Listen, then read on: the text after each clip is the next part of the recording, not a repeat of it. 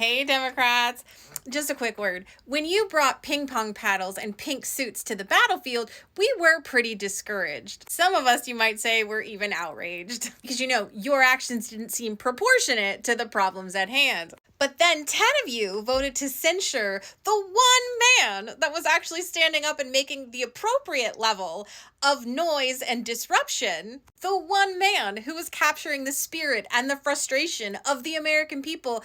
Y'all just voted to punish him? And so to these 10 Democrats, me and everybody else watching is just curious, if you hate your jobs this much, why don't you just quit and resign? Save us all the trouble. You don't need to go through all this. It's the only reason I can see that you would have made this decision. Because censuring Al Green is just political theater. The Republicans are playing political theater to distract everyone from Trump's harmful policies. And if you're wondering why 10 Democrats would participate in that, so am I. Should we ask them? A few of their responses already live online. And for instance, Representative Tom Suozzi, I don't even know how to say your name. And quite frankly, since you don't care to save democracy, I'm not going to spend time learning how to say your name. He said that Representative Al Green was taking attention away from these important issues. Sir, if you had done your job correctly and rallied around Representative Al Green, if all you white people had encircled him and forced them to drag your limp bodies out of that chamber, we'd all be talking about all of those things right now because the Democrats would have taken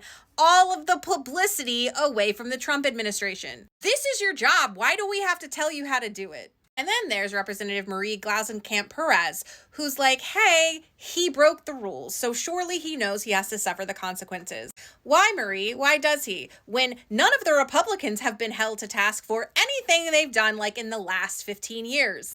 Nothing. I'm confused about why you're bringing 18th century political decorum to a 21st century fight on fascism. Oh, but we have to be the better party and follow the rules. Okay, ma'am, you enjoy your work camps. The rest of us are going to fight this fascism, and we're going to do it the correct way, which is kicking and screaming all the way there. And what a choice to sell out this man of all people, who drug himself from his hospital bed after having intestinal surgery down to the Capitol so that he could vote against the House impeachment of Secretary Mayorkas. His vote mattered and was the reason that it failed to pass. The man showed up in hospital scrubs to vote on the floor of Congress. I feel like he's shown his commitment to the people and the Republic. Now, I don't know if you're waiting for a personal invitation or a ship to show up in a harbor with hundreds of pounds of tea in it for you to get active, but now is the time. I feel like the French would have guillotined several people by now, at least. And we haven't even gotten to set anything on fire yet. We've done nothing but play by their rules this entire time, and that is why we are here. So let me introduce you to my followers. This is Jared Moskowitz of Florida's 23rd District down in South Florida.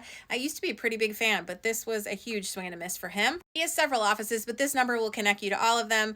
Also, he's on all the socials, I think, including TikTok, so go say hi. Representative Ami Bear of Sacramento, you can reach him at this number. And then these are the socials that I have for him. Representative Ed Case of Hawaii, I think that's who this is. I should have written their names on them. Honestly, they all start to look alike to me. Never make me a witness in any crime. All white men in Congress look the same to me. I'll fix it in post if it's wrong. Anyway, you can reach him here at this number. And then these are the socials that I have for him.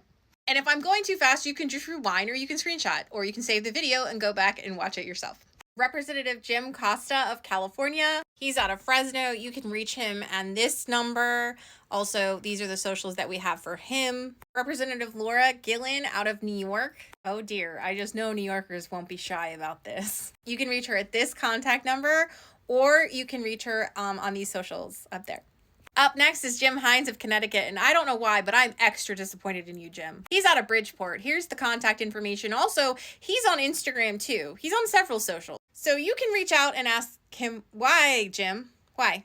Representative Chrissy Houlihan out of Pennsylvania. Hey, Chrissy, wake up. We don't like this. Chrissy, wake up! You can't just ask politely for authoritarian regimes to chill the fuck out. Anyway, y'all can let Chrissy know that. Here's her contact information, and here's the socials. Marcy Kaptur of Ohio. Marcy can be reached here at this number and also on this handle. Here's Marie Glausenkamp-Perez. She has really great bangs, but really poor choices when it comes to fighting fascism. So if you want to talk to her about that, here's her contact information and the socials up there.